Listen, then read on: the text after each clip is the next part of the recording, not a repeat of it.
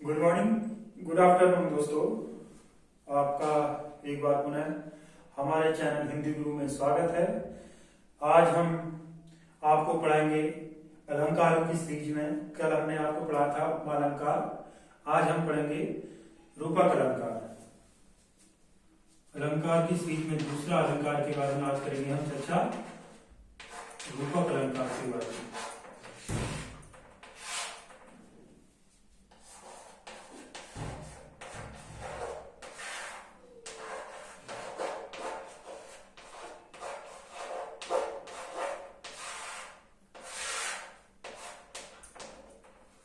रूपक अलंकार का क्या होता है, अब इसको आज हम पढ़ेंगे।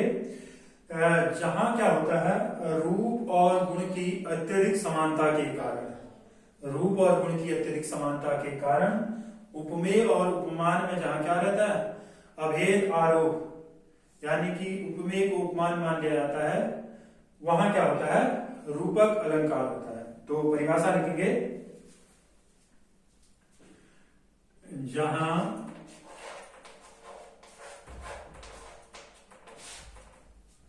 रूप और गुण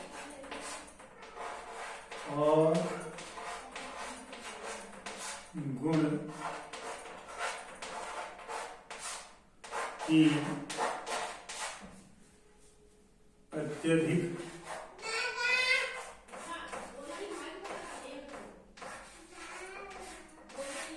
समानता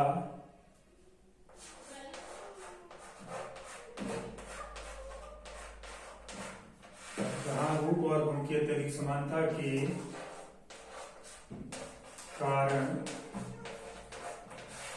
उपमेय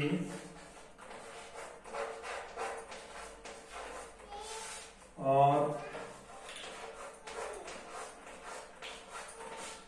उपमान में कोई अंतर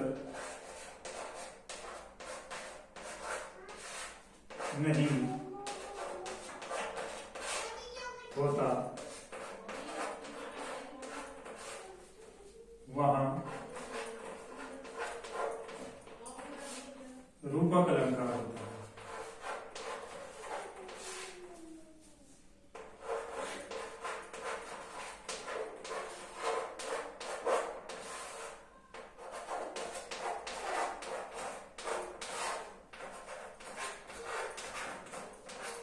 क्या, जहां रूप और गुण की अत्यधिक समानता, जहां रूप और गुण में मतलब दोनों चीजों में क्या होगा, एकदम समानता होगी, के कारण उपमेय को उपमान मान लिया, उपमेय को ही क्या मान लिया जाता है, उपमान मान लिया जाए, उपमान में कोई अंतर नहीं रहता, अर्थात उपमेय को ही उपमान मान लिया जाए, वहां रूपक अलंकार होता है। जैसे उदाहरण से समझे, जैसे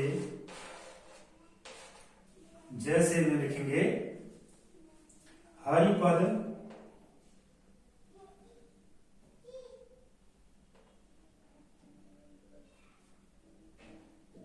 जैसे पाई मैया, जैसे दूसरा लिखिए, मैया मैया मैं तो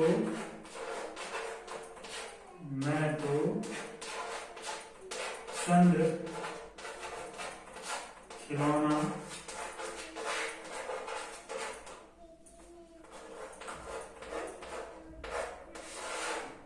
ले, मैया में तो चंद्र खिलौना ले। तो इसमें क्या मान लिया है, रूपक अलंकार है। कैसे, मैया में तो चंद्र खिलौना, चंद्रमा को ही क्या मान लिया गया है, खिलौना मान लिया गया, अर्थात खिलौने और चंद्रमा में अभेद आरोप के कारण यहां पे क्या हो गया है, रूपक अलंकार, यानी कि चंद्रमा और खिलौने में कोई अंतर नहीं, खिलौने को ही, चंद्रमा को ही क्या मान लिया गया है, खिलौना मान लिया गया है, जिस कारण यहाँ पे कौन सा अलंकार है, रूपक अलंकार है। दूसरा उदाहरण जैसे मैंने कहा, दूसरा बताया था मैंने, जैसे हरिपद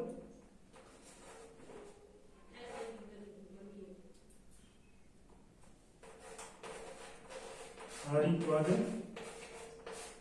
कोमल कमल,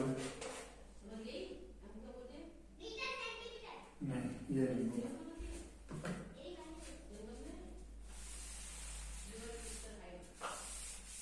इसमें तो उपमा होगा। दूसरा जैसे चरण कमल बंधो हरिराई, चरण कमल बंधो, चरण कमल बंधो हरिराई, हरिराई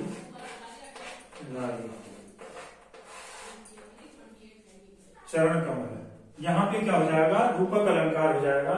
चरण कमल बंधो हरिराई, चरणों को, हरि के चरण अर्थात भगवान के चरणों को क्या मान लिया गया है, कमल मान लिया गया है।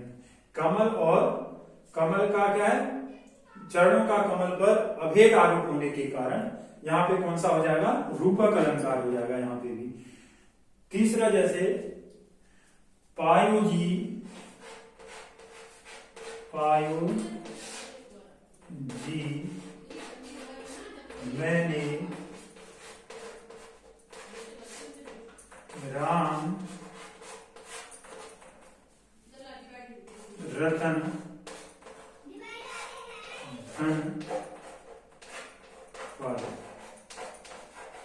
पायो जी मैंने राम रतन धन पाया। तो इसमें देखें जो राम का नाम है वह किसके समान है, रतन के समान। तो राम समान ही राम के नाम को ही क्या मान लिया गया है, रतन मान लिया गया, धन मान लिया है। तो इधर पे क्या है, उपमेय में उपमान का अभेद आरोप के कारण, मतलब राम और रतन रूपी धन को एक मान लिया गया है। तो इस कारण यहाँ पे भी क्या हो जाएगा, रूपक अलंकार। तो मोटे तौर पर देखें तो आपको अगर सामान्य रूप से अगर रूपक अलंकार की पहचान करनी है तो आप ये भी देखेंगे कि एक तो उसमें क्या होगा कि जैसे उपमा में होता था आपके साधारण धर्म और वाचक शब्द, ये इसमें नहीं होंगे। किसमें, रूपक में। रूपक में नहीं होगा, साधारण धर्म नहीं होगा, साधारण धर्म और वाचक, इसका लोप होगा, इसका क्या होगा, लोप होगा। दूसरा यह इसकी पहचान के लिए आप ये भी देख सकते हैं कि इसमें अधिकतर के बीच में योजक चिन्ह होगा जिसकी तुलना करें, जिसके उपमेय आरोप जो होगा एक माना जाएगा। जैसे चरण को कमल के समान मान लिया गया है तो इनके बीच में होगा, जैसे राम रूपी रतन, राम के नाम को रतन के मान। तो इधर और तीसरा जैसे मैया में तो चंद्र और खिलौना, चांद को ही क्या मान लिया गया, खिलौना।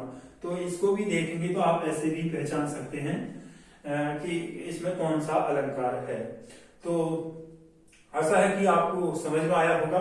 और अब जो नेक्स्ट क्लास होगी उसमें सभी अलंकारों की सीरीज के पश्चात मैं आपको सभी अलंकारों के उदाहरण लेके आऊंगा जिसमें हम अभ्यास करेंगे और अलंकारों को तब हम प्रैक्टिस के द्वारा और सीखेंगे। यहीं पे आज की क्लास को समाप्त करते हैं, ज्यादा लंबी वीडियो न बनाते हुए। अगर आपको हमारी क्लास अच्छी लगती है तो उसे जरूर लाइक करें, सब्सक्राइब करें और हमें सपोर्ट करें। Thank you.